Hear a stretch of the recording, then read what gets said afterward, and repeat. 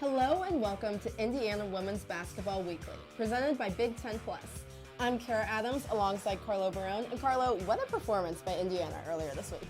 You can say that one again. They had a great game in a place that they lost last season. What a win for the Hoosiers. You really can't underestimate what this means for the team. Right, just a dominant performance by them, both offensively and defensively. The Hoosiers just really kind of took over, and just veteran experience from Grace Berger in the fourth quarter, they just took over. It was a dominant performance all around. Getting right into the game, how can you not talk about Sarah Scalia? I mean, 19 points, 3 of 5 from deep, 7 of 10 overall. If she can keep this up, what do you see her contributing to this team? Well, if she can keep up that type of energy coming off of the bench, wow, the Hoosiers can go far. Let's put it that way. Because, I mean, dropping that many points on such a good team like Michigan, and if she can bring that this Thursday against Ohio State, the Hoosiers should be rolling, I would say. Yeah, she was in quite a slump, but last night, first time double figures since December. I mean, what it means for the team. You've got a reliable bench score. That does a lot because Terry Morton loves to play her starters. You see in the stat sheet, 30-plus minutes almost every single game. So having her off the bench has got to be big for this squad going forward. And with Indiana's win and Ohio State's loss last night, there's now a three-way tie at the top of the Big Ten standings. We've got this key game on Thursday with Indiana hosts Ohio State. Where do you see the rankings shaping up? I think if IU wins on Thursday, they'll definitely move up. I think if they lose, they'll probably stay the same, assuming they win, get back and win in their game on Sunday. I think Ohio State, if they lose to Indiana, and so they've lost 2 in a row then they'll probably fall. But the Hoosiers should move up 2 or 3 spots, I would say, if they get this win against Ohio State and then on Sunday's game.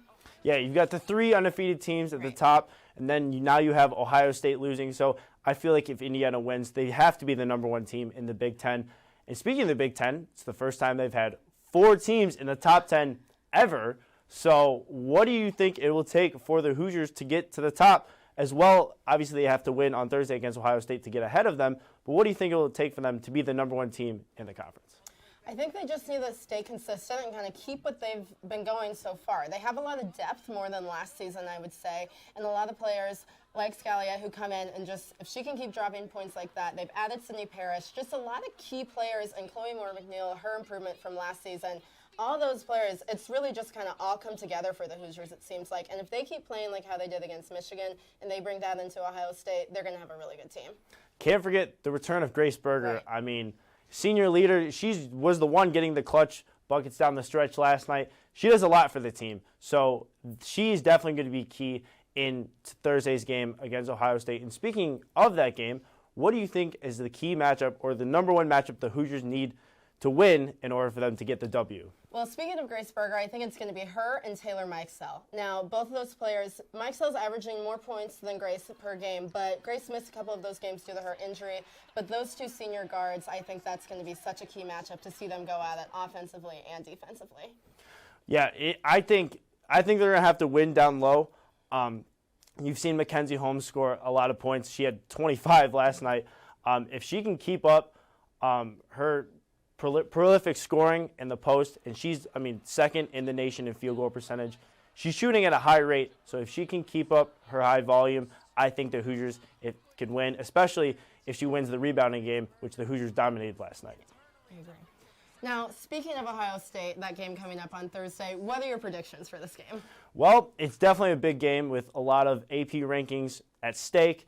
You talk about seeding in March Madness. You've got a lot of dimensions as well as the Big Ten standings as well. I think Indiana, because they're at home and also Ohio State's without JC, I think it's going to be a close one, but I think the Hoosiers have the experience, especially with all the veterans on their team, to get the win. So I'm going to say IU wins, and they hold Ohio State to, I will say, 75 points. I'll give the Hoosiers the dub, 82-75. Yeah, I definitely agree. I'm definitely going to go with the Hoosiers for this one. I think just coming in with that momentum from Michigan, from that win against Michigan at home, home court advantage, I would say the Hoosiers pull out on top. But Ohio State's definitely going to put up a good fight. You know they're going to want some redemption after losing to Iowa. It's going to be a tough one, but I would agree. I'd say 86-78 Hoosiers. Yeah. Never a dull moment in the Big Ten.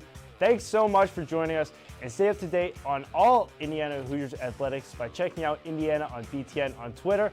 I'm Carlo Barone. And I'm Kara Adams. We'll see you next week, so be sure to stay up to date on all things women's basketball following Indiana on the Big Ten Network.